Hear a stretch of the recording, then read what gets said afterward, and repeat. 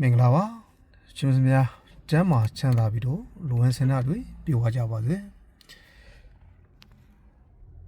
ကျွန်တော်ဒီနေ့19ရက်နေ့နော်19ရက်နေ့အတွက်မနေ့ညနော်19ရက်နေ့မနေ့ညအတွက်ကျွန်တော်ဒီမှာထိုက်စီ3လုံးရေအထီကနန်း3လုံးရေကျွန်တော်ဒီကီရေဘရက်ရေဒီအထဲကကျွန်တော်ဒီမှာအတွဲပုံစံကတော့နော်ဒီအတွဲပုံစံကတော့ကျွန်တော်ဒီစနက်ကွက်စားရတယ်ဗျာဒီနေ့နော်စနက်ကွက်စားရတယ်ဒီစနက်ကွက်ဆိုင်ထဲကနေကျွန်တော် main ကွက်တွေထုတ်တဲ့အချိန်မှာကျွန်တော်ဒီစနက်ကွက်တော့9နဲ့ပတ်သက်လို့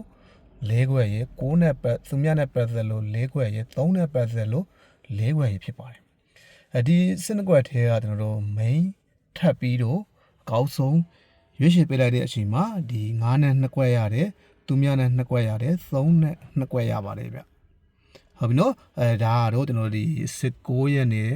မနေ့ညအတွက်အကောက်ဆုံးနော်အကောက်ဆုံး main ခွက်တွေဖြစ်ပါတယ်နော်အကောက်ဆုံး main ခွက်တွေဖြစ်ပါတယ်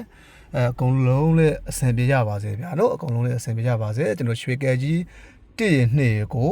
ရွှေကဲကြီး1ရ2ကိုကျွန်တော်နောက် channel တစ်ခုမှာတီးသန်းတင်ပေးထားပါတယ်ဗျာနော်အဲ channel မှာဝင်ကြည့်လို့ရပါတယ်YouTube channel မှာရွှေကဲကြီး1 2ဆိုပြီးတော့ရေးပြီးတော့ခြိုင်လည်းရပါတယ်ဗျဟုတ်ပြီအကုန်လုံးအဆင်ပြေကြပါစေဗျာနော်အကုန်လုံးအဆင်ပြေကြပါစေကျမ်းမာချမ်းသာပြီးတော့လိုဝင်စင်တာတွေပြေဝကြပါစေကျွန်တော်ရဲ့ YouTube channel လေးကို subscribe လေးတွေမလုပ်ရသေးရင်လုပ်ထားပေးကြပါဗျာနော်ပြီးရင်ကျွန်တော် hot type စီးကနန်းတွေရော7နာရီထောက်ကနန်း3နာရီထောက်ကနန်းတွေရောကျွန်တော်အချိန်နဲ့တပြင်းရင်ကိုတောက်ချကိုတင်ပေးနေတာဖြစ်ပါတယ်ဗျနောက်ဗီဒီယိုတွေမှာကျွန်တော် live အလည်နဲ့မဆွေများနဲ့